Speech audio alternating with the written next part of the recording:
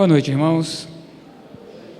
Deus continue abençoando a sua vida e seja tudo conforme foi falado aqui pela nossa querida irmã. Eu confundo os nomes da Lília com a Lídia. Lídia. Seja assim. Mas que seja uma noite muito agradável à sua alma. Abra sua Bíblia em Lucas, capítulo 11, dos versos 33 ao 36. Lucas 11, Evangelho de Lucas.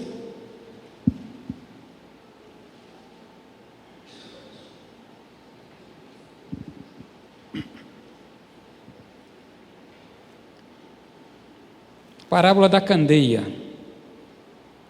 Verso 33 diz: Ninguém, depois de acender uma candeia, a põe em lugar escondido, nem debaixo de um alqueire, mas no velador, a fim de que os que entram vejam a luz. São os teus olhos a lâmpada do teu corpo. Se os teus olhos forem bons, todo o teu corpo será luminoso. Mas se forem maus, o teu corpo ficará em trevas. Repara, pois, que a luz que há em ti não sejam trevas. Se, portanto, todo o teu corpo for luminoso, sem ter qualquer parte em trevas, será todo resplandecente, como a candeia, quando te ilumina em plena luz. Diz as Escrituras, disse o Senhor Jesus. O Senhor falou isso depois de ele ter pregado outros assuntos ao seu grupo de discípulos, a outros ouvintes e também a alguns religiosos que estavam ali, juntamente com aquele grupo. E ele faz a introdução um curto ensino. Você tem aqui 4 versículos com essa parábola da candeia, dizendo que se alguém acende uma lâmpada, não procura um lugar para escondê-la, mas sim coloca em um lugar apropriado. Foi o que o Senhor Jesus disse, a fim de que aqueles que entrarem naquele local, eles consigam ver e ver bem. Quando a gente lê esse verso, e o verso puxa a nossa mente a pensar, a entender que Jesus está falando sobre uma finalidade da luz. Antes de fazer o seu ensino, ele está dizendo: a luz, vocês sabem que ela tem uma finalidade, é iluminar. Se ela não ilumina, ela não é luz. E quem entrar naquele ambiente vai esbarrar, não vai ver as coisas que tem ali naquele ambiente. Então Jesus, ele puxa a atenção dos seus ouvintes para uma questão interessante: a luz. A luz é de suma importância para a nossa existência. À noite nós andamos porque tem iluminação nos postes, senão ficaria complicado. Aí Deus nos abençoou com a tecnologia, hoje ficou tudo mais fácil. Mas antigamente não era assim.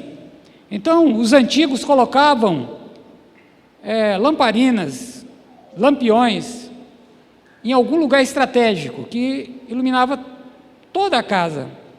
Então não era em qualquer lugar. E o Senhor Jesus falou: ninguém acende uma lâmpada para esconder debaixo de um cesto, ou para esconder em outro lugar. Ela tem uma finalidade. Depois que ele fala isso, então ele entra aqui em outro assunto interessante. Jesus, ele vai falar sobre os olhos humanos como tendo a função de uma lâmpada. Ele diz: são os teus olhos a lâmpada do teu corpo. Se os teus olhos forem bons, todo o teu corpo será luminoso. mas se forem maus, o teu corpo ficará em trevas. E aqui é interessante, porque ele coloca os olhos como um captador de luminosidade. Os nossos olhos, eles nos fazem ver, mas também ele nos fazem perceber as coisas. Nós entendemos as coisas que estão diante de nós. Isso é importante, porque essas coisas que nós observamos, elas entram na nossa mente. Na verdade, nós enxergamos com a mente. Os olhos, eles puxam a imagem, mas enxergamos com a mente. E essas coisas são guardadas no nosso interior. Quando o Senhor Jesus, ele estava falando e pregando aqui para aquele grupo, veja, existia um grupo que estava ali, chamado de fariseus. Os fariseus, eles não criam em Jesus. Que pena, né? Olhando para o Filho do Homem, o Rei do Universo ali diante daqueles homens, mas eles não criam. E aonde é que está isso? Justamente no verso 39, para você entender aqui a questão. No verso 37 diz, ao falar Jesus essas palavras, qual palavras? O que ele falou anteriormente aqui sobre a parábola da candeia. Um fariseu o convidou para ir na sua casa. Então só tinha um, geralmente eles não andavam sozinhos. Tinha um grupo ali, mas um convidou Jesus. E entrando Jesus na casa daquele homem para ir comer, entrou, sentou à mesa. No verso 38 dizia, o fariseu, porém, admirou-se ao ver Jesus não se lavar primeiro. Então, olha a mentalidade. Já havia uma crítica no coração daquele homem, porque Jesus sentou e não foi lavar as mãos como era de costume, né? E aí, por isso que, quando Jesus ele fala a parábola da candeia, tinha a intenção de alcançar principalmente esse grupo. Tinha os seus discípulos, mas também tinha esse grupo. Qual era a questão? Tudo que nós aprendemos, basicamente, a não ser com exceção de uma pessoa cega, é o que nós vemos. Nós observamos as coisas, vamos para uma escola, nós aprendemos. Essas coisas ficam na nossa mente. É assim ou não é? Geralmente é. Nós aprendemos pelo que vemos. Então ele diz, os seus olhos clareiam tudo para que essas coisas estejam impressas no seu coração. E essas coisas vão ficar no nosso coração. Os olhos podem entrar coisas boas e coisas más. E aí quem vai filtrar é o próprio homem. A responsabilidade é de cada um de nós. Jesus estava passando também a responsabilidade para aqueles homens. Era um ensino para os seus discípulos, mas também, principalmente, para aqueles fariseus, que em si mesmos eram os pobres, nus e miseráveis. Por quê? Eles se julgavam senhores da lei, conhecedores, os melhores dos homens, os praticantes perfeitos da lei de Moisés. Mas o Senhor Jesus falou algo para ele, vós fariseus, limpais o exterior das coisas, de um copo ou de um prato, mas o vosso interior está cheio de rapina e perversidade. Lembra-se? Olhe, ele está dizendo que aqueles homens, eles tinham a mania de se apresentar para as pessoas de uma forma, ou na hora de se servir, ter muito cuidado com o copo ou com as vasilhas. Era um cuidado exterior, excessivo, mas no interior daqueles homens, o que havia? Disse o Senhor Jesus, palavras do Senhor Jesus, rapina e perversidade, corrupção, fraude, tantas coisas que esse nome aqui pode trazer. A ave de rapina é uma ave que pega força, por isso que o nome em grego dá a entender isso, algo que vem e toma a força. Aqueles homens faziam isso, mas eles se julgavam ter a luz de Deus, serem os melhores da nação, os guardiões da lei. Então o Senhor Jesus, ele diz, os olhos, eles captam aquilo que estão diante dele. E eu fiquei pensando, é verdade. Vocês lembram que o Senhor Jesus falou que ele era a luz do mundo? Não falou? E a luz faz o quê? Ilumina os homens. Aqueles religiosos, eles estavam diante do homem, do ser mais poderoso de todos os tempos, porque era Deus na forma de homem. Por si só, o Senhor Jesus, ele tinha um brilho que só ele tinha. Jesus, ele curou, ele ressuscitou, e dá uma lista muito grande se a gente fosse nominar o que ele fez.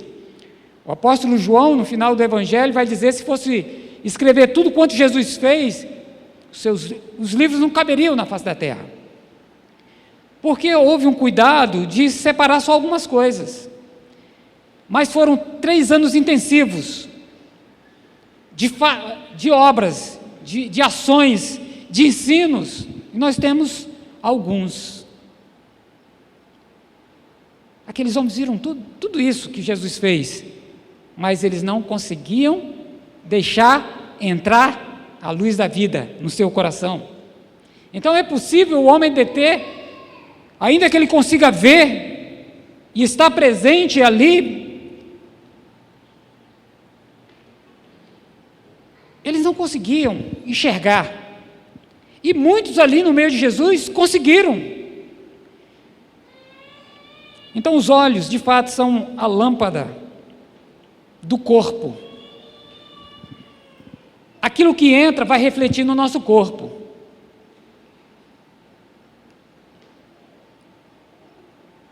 No verso 39, Jesus expõe direitinho como que aqueles homens estavam vivendo e como aqueles homens o via. Justamente quando Jesus dá essa repreensão, e no 40 ele diz, insensatos, quem fez o exterior não é o mesmo que fez o interior? Se preocupa com a coisa externa, mas o interno é superior. Então, Jesus, ele diz que nós precisamos dar mais ênfase às coisas interiores do que às coisas exteriores. As coisas exteriores são aparentes, mas as coisas interiores, ela tem um sentido superior. Quando enxergamos a vida através da perspectiva de Deus, da sua palavra, todo o nosso ser se enche de luz. Se enche de luz. A gente passa a compreender melhor a vida e tudo à nossa volta. Mas quando tentamos enxergar o mundo a partir da expectativa humana, da perspectiva humana, do saber humano, ou até mesmo da religiosidade, o nosso interior pode se encher de trevas, porque não tem lugar para a verdadeira luz. Jesus é a verdadeira luz. Mas ele fez uma advertência interessante, quando ele diz aos seus discípulos, ele enfatiza dizendo, repara, pois, para que a luz que há em ti não sejam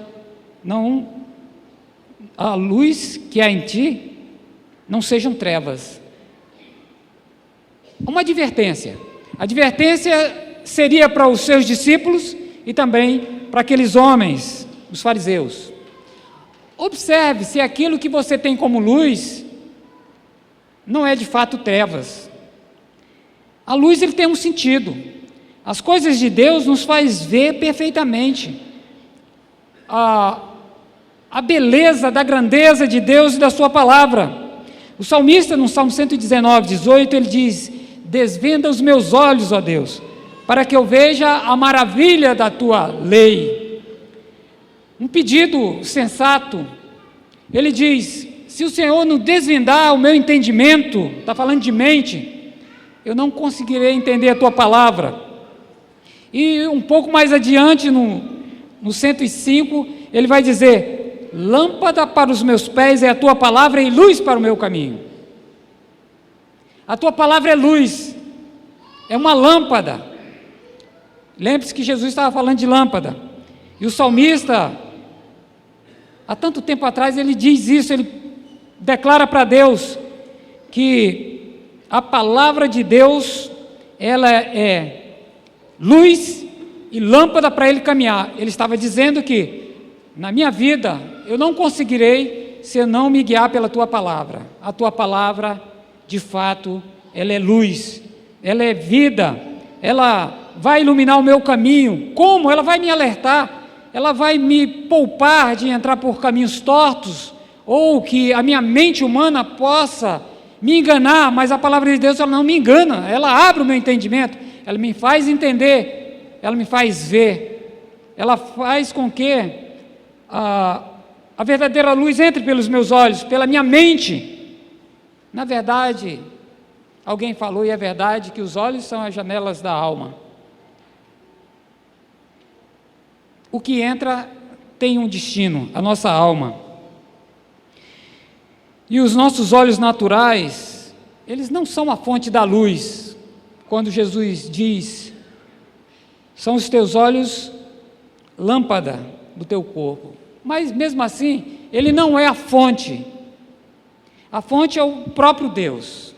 Ele ilumina os nossos olhos. Ele tem essa capacidade, essa graciosidade de nos fazer ver, de clarear os nossos olhos. Ou então nós não enxergaríamos nada. Nós não conseguiríamos compreender, eu não teria compreendido o Evangelho, você muito menos, nós não estaríamos aqui porque, na verdade, não teríamos a capacidade humana de compreender a palavra de Deus. Mas Deus, ele abriu os nossos olhos, ele clareou, porque ele é, de fato, a verdadeira luz e a fonte primária. E como essa fonte primária, ele libera essa luz aos nossos olhos, ele nos faz ver, entender e compreender como as coisas são. Estava lendo um texto na Bíblia que fez bem sentido à minha alma. No livro de Levíticos, capítulo 6, 13, o próprio Deus, ele falou que, para os sacerdotes, que no altar, o fogo que estaria no altar, ele arderia constantemente. Esse fogo, ele nunca teria e nunca deveria deixar de existir. O altar estava dentro da área do templo, nos átrios. E ele tinha a finalidade que era os holocaustos, consumir os holocaustos. Mas à noite, ele iluminava. A questão é que isso funcionava de dia e de noite. De dia não precisava de iluminação. Mas o altar, que foi a primeira ignição, foi o fogo de Deus. Deus tocou fogo naquele, não foi um fogo humano, não teve fósforo, não teve nenhuma ação humana. O próprio Deus incendiou o altar no primeiro holocausto e determinou que esse fogo jamais deveria deixar de existir. A partir daquele dia, tudo que havia no templo, o candelabro, o incensário, todas as coisas teriam que funcionar, mas com o fogo que vinha do altar. A brasa vinha do altar. Deus não aceitou e não aceitava nenhum tipo de fogo.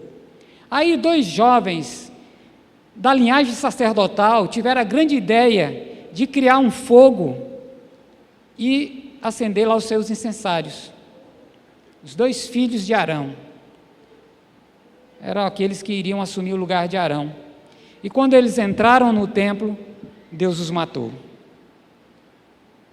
E quando a gente olha aquele texto, o texto vai dizer que fogo estranho foi colocado diante de Deus. Deus tinha dado uma ordem, e a ordem de Deus é ordem, Ele é Deus. O homem imaginou que poderia fazer do seu jeito, e Deus disse: nunca será do seu jeito, será do meu jeito. O fogo ele vai sair do altar, e quando esse tabernáculo sair para outro lugar, foram 40 anos andando no deserto, o fogo, as brasas teriam que ser coletadas em um local, um objeto específico, e ela teria que ser preservada ali. Os sacerdotes teriam que deixar aquele fogo ali para acender o altar, lá onde ele fosse armado o templo. Deus disse: era fogo estranho. Mas o que me chamou a atenção, que o fogo era de Deus, não era um fogo humano, e aquele fogo teria que arder continuamente.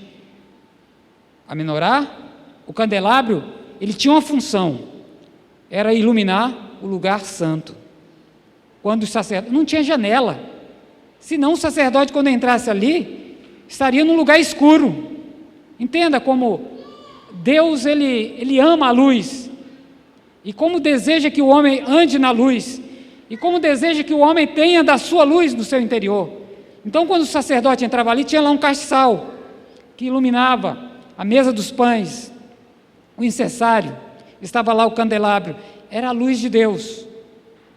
Então lá fora tinha o que? O altar, mas à noite ele funcionava como iluminação. Os sacerdotes estavam trabalhando à noite, muitos sacerdotes, e a iluminação estava lá. Mas tinha uma coisa muito interessante: no Santo dos Santos só havia uma arca, e a luz que se acendia ali era a própria glória de Deus. Deus se manifestava sobre o propiciatório, aquele negócio brilhava, a glória de Deus brilhava ali.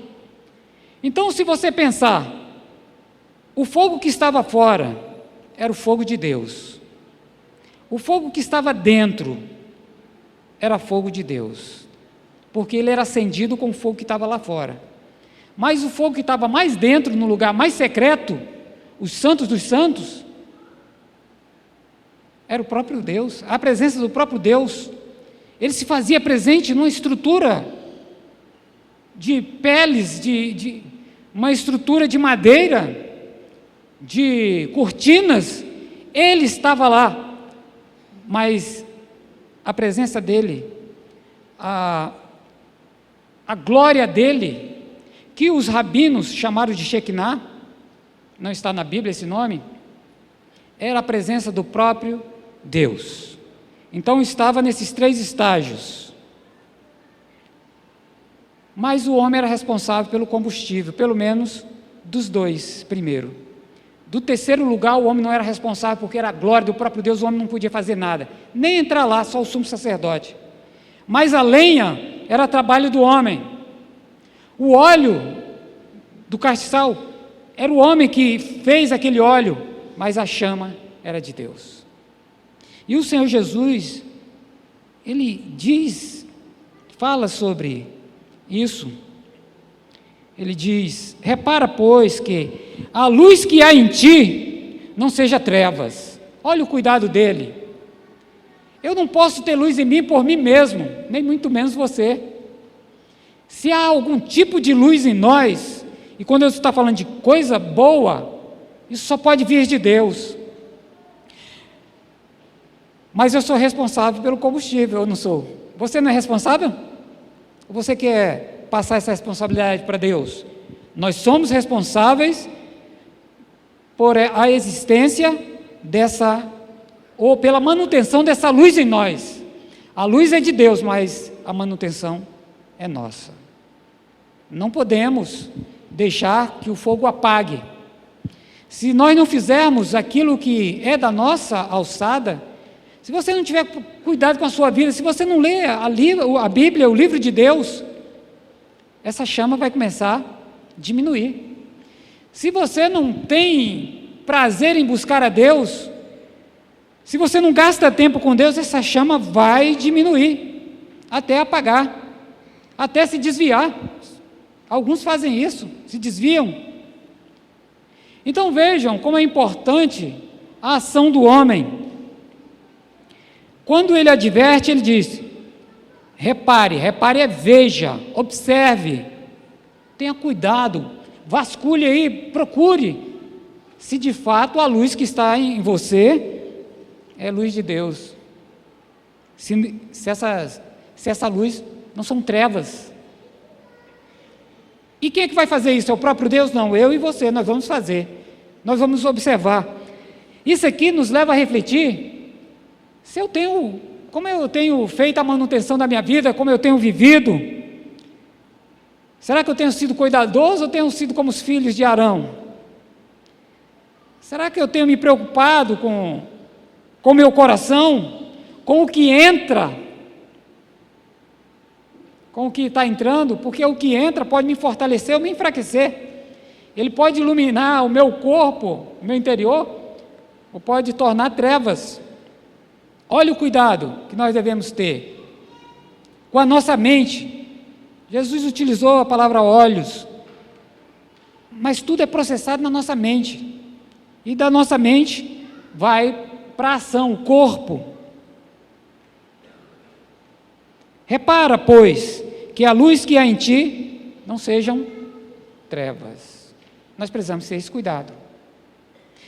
Era um alerta para aqueles religiosos lá, dizendo: vocês que se acham os senhores da lei, que se acham melhores do que o povo comum, tomem cuidado, porque eles ouviram isso aqui.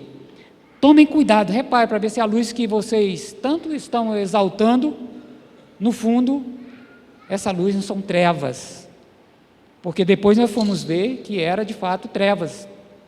Aqueles homens fizeram de tudo para matar o Filho do homem, fizeram de tudo para crucificar o Senhor Jesus, mas é verdade que muitos fariseus foram salvos.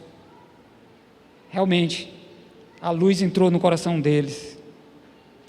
Então, nós precisamos ter essa atenção, a responsabilidade é nossa, não podemos terceirizar. Eu e você, a vida cristã, ela exige de nós. Seria bom, né? Um dia nós aceitamos Jesus como o único suficiente Salvador de nossa vida, de nossa alma, e aí tudo acontecesse no piloto automático. Seria ótimo, né? A gente não erraria, todo passo que a gente ia dar, certeiro, toda decisão precisa, tudo que fôssemos fazer, certinho, mas a verdade é que não é assim. Então o Senhor Jesus diz: observe, repare, repara. E a gente sabe que a Bíblia, desde o início, ela nos chama a responsabilidade é nossa.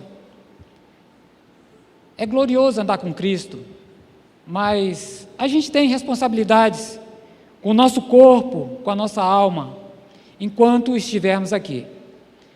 É uma caminhada passageira, todos nós sabemos. Às vezes alguns acham e vivem como se não fosse. Então vivem como se fosse viver 400 anos, 1000 anos nessa terra. Tudo é imprevisível. Nós não temos garantia de nada com relação aos nossos dias, mas temos a garantia da vida eterna. Isso é tudo suficiente, todo suficiente. Então, o Senhor Jesus, ele conclui, ele mesmo conclui. Ele contou a história, ele disse, usa essa figura, dizendo que os nossos olhos, eles captam as coisas à nossa volta, e a gente precisa ter cuidado,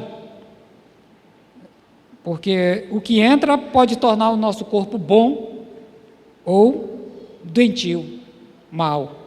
O pecado, ele torna o homem doente, você não tenha dúvida disso. Você tem ouvido bastante aí, talvez, sobre o Epstein, aquele americano lá que optou em viver em pura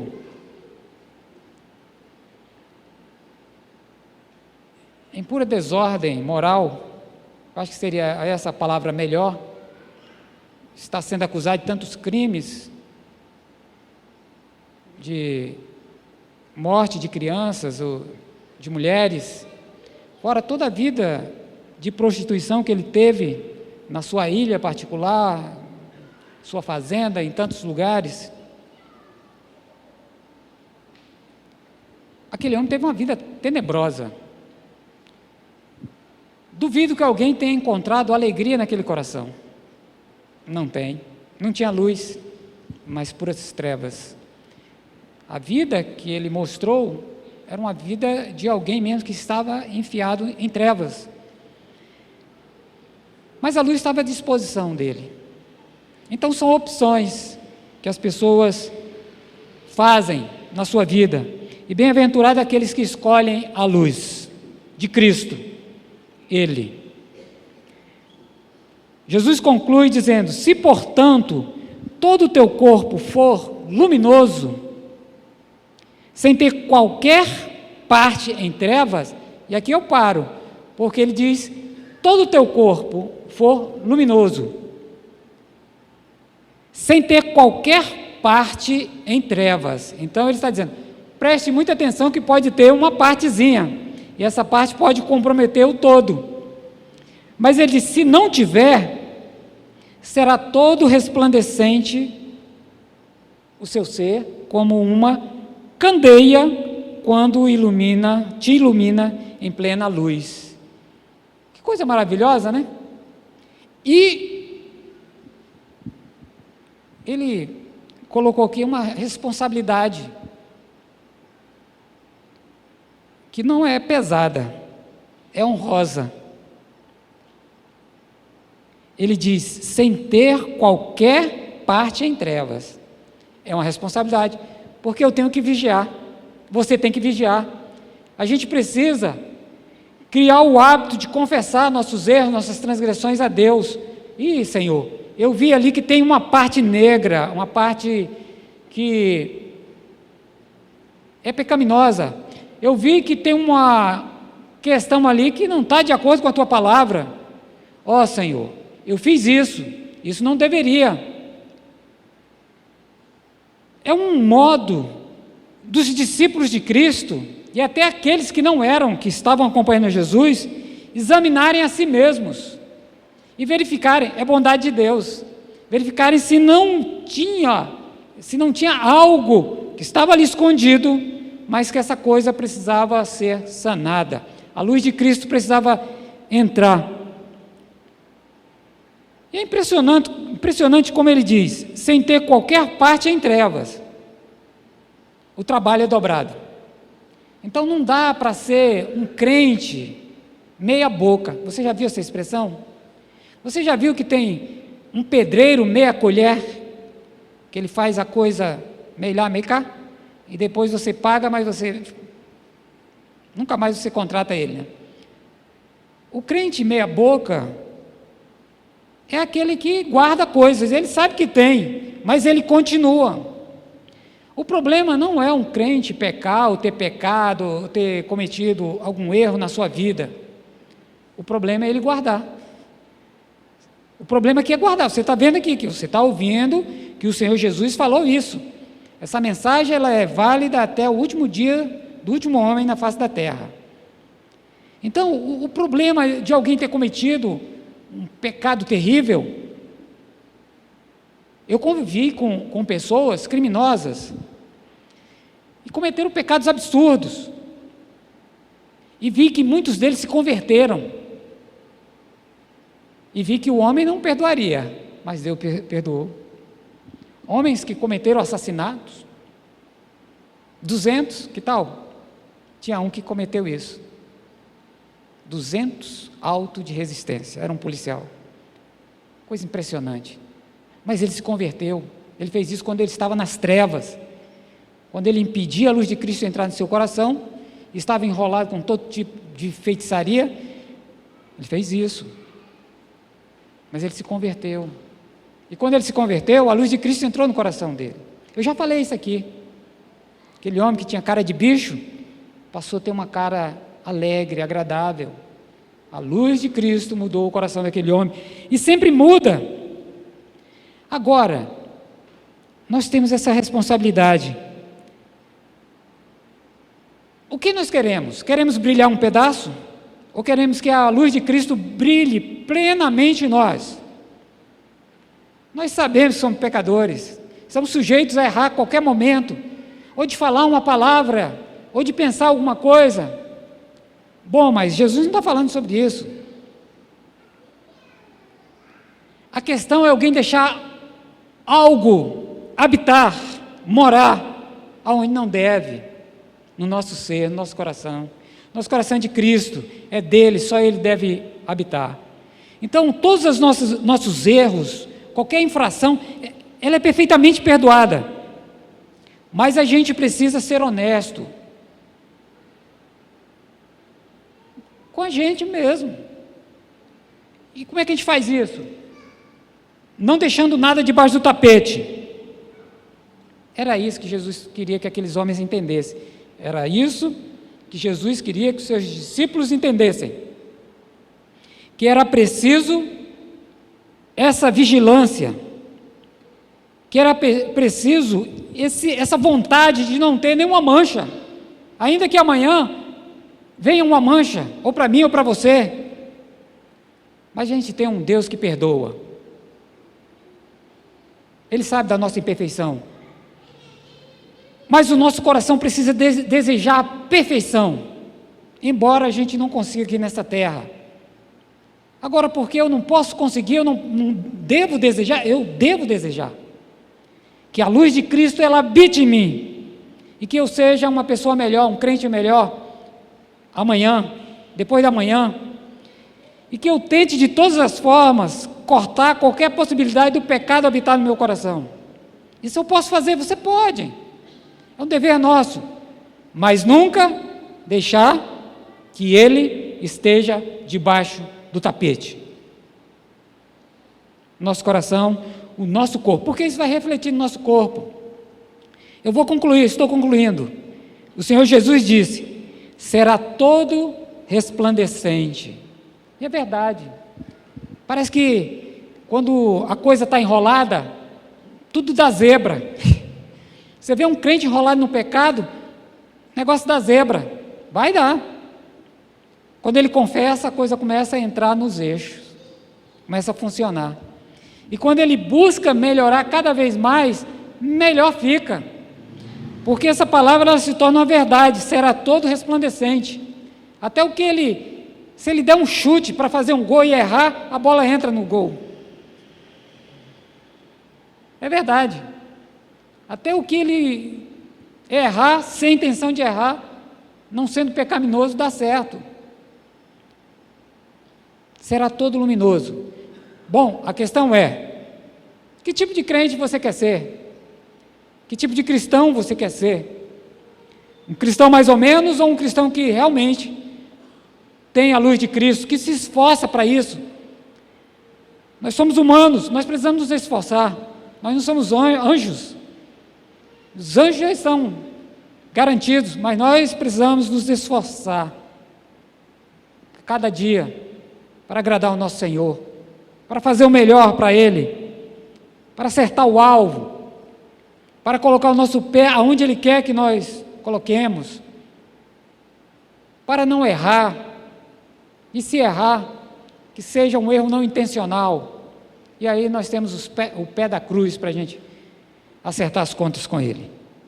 Portanto, olha,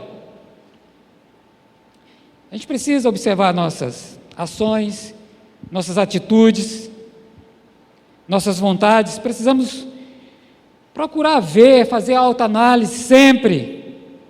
É preciso vigilância para que a luz do nosso candeeiro continue iluminando para fora e para dentro, no nosso interior, para aqueles que olham para nós. É preciso cuidar bem das janelas da nossa alma, dos nossos olhos. É preciso cuidar da fonte da luz que entra pelos nossos olhos, o que vem de Cristo, pela sua palavra, pelos seus ensinos, pelo culto que é para Ele. Tudo é para Ele, é dele, por Ele, para Ele.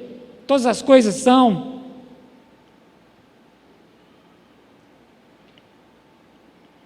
Nós precisamos entender isso, que o texto fala que Deus tem interesse no nosso homem integral, total, na totalidade. Deus espera que toda a nossa vida seja plena. E quando Ele falou isso, é porque Ele sabe que o resultado é benéfico, é bênção.